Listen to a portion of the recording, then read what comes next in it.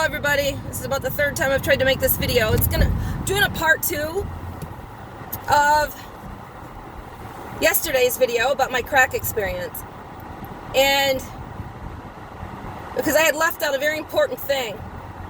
When I told you that I was in Florida and that my ex-husband turned me on to crack without me knowing it by having joints laced with crack, I went downhill really quickly. And, I got a refund, a tax refund. We spent that whole thing over a weekend in a motel with a crack dealer bringing us crack. It was the fucking most amazing thing I'd ever, and it was really it was really a fast thing. And so when his mom, who we were living with, came to find us and found us in this motel, and we ended up running out of money, moving back to her house.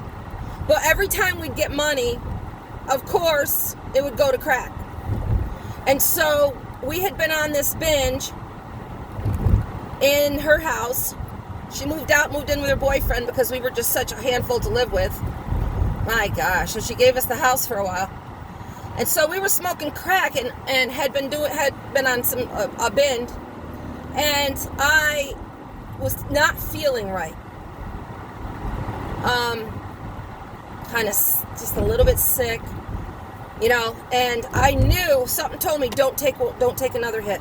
Don't do it. Don't. But that addiction, that obsession, so I took another hit. And I overdosed. And I know we don't hear a lot about people overdosing on crack, but I did. I immediately felt so weak I couldn't stand. I made it to the bathroom, and I laid on the floor, and every time I would move a muscle, I would heave. I threw up. I don't know how long I laid on the floor. Hours. My soon-to-be ex-husband, soon-to-be husband then, just I need to go to the bathroom, and I was laying on the floor in front of the door.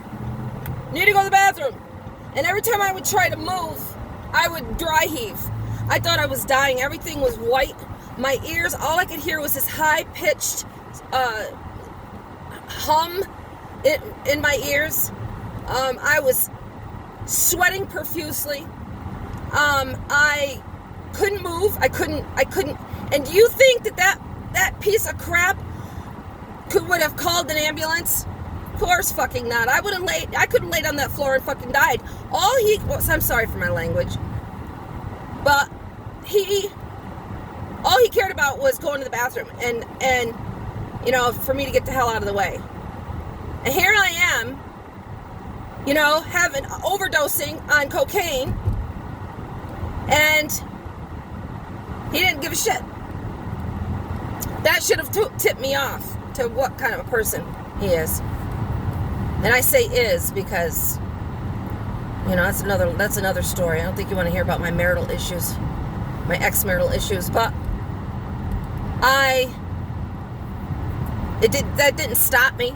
Once I recovered, I did it again. But I got pregnant really quickly. We got married, and I found out I was pregnant 2 or 3 weeks after we got married, and I changed. I became a mom, and it all changed, and it was I'm really motherly, and my children, I had 3 children in succession, very fast, and I loved being a mom, and I didn't think about using. And, so that's another thing.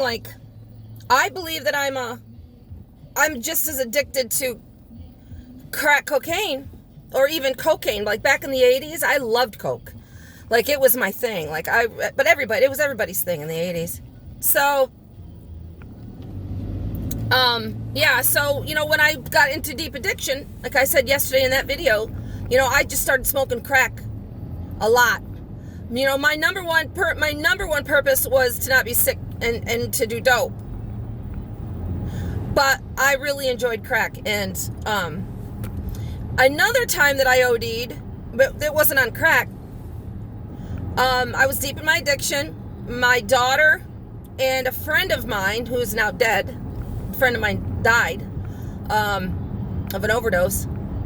But we were out on the porch, and they were smoking a joint of spice. I like I said, I don't like pot, and I didn't know what really what spice was. I didn't know what occurred to me to take a hit, and as soon as I took a hit, I knew I was in trouble.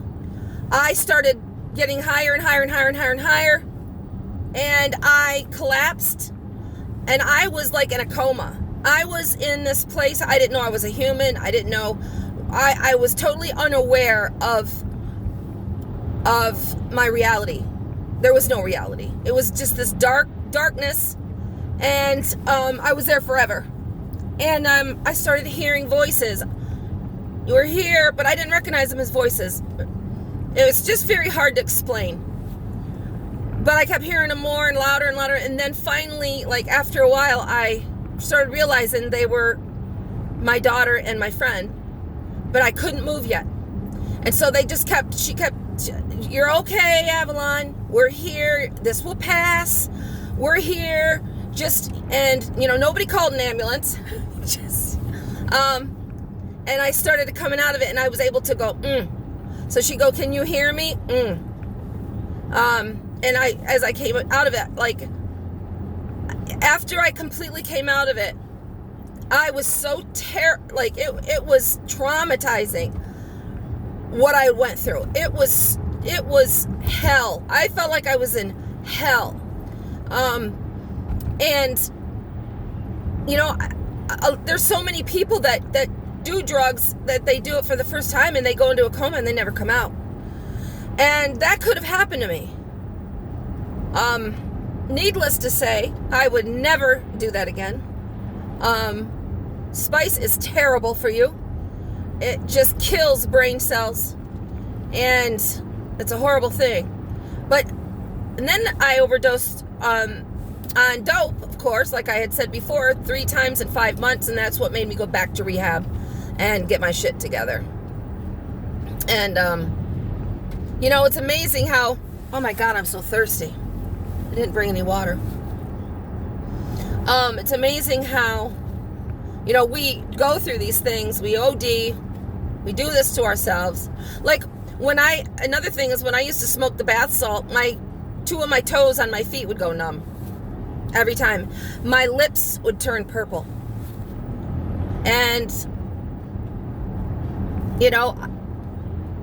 we don't care about that shit. We don't care if it's killing us. We just keep going because we need that. We need it. We're in active addiction. We're in the obsession, and nothing is strong enough. Nothing, no love, no fear, no law, no drug court, no nothing will stop us until we are ready to end that cycle and ready to do the work it takes to stay clean. All right, well, I'm almost at Angeline, so I will let you go.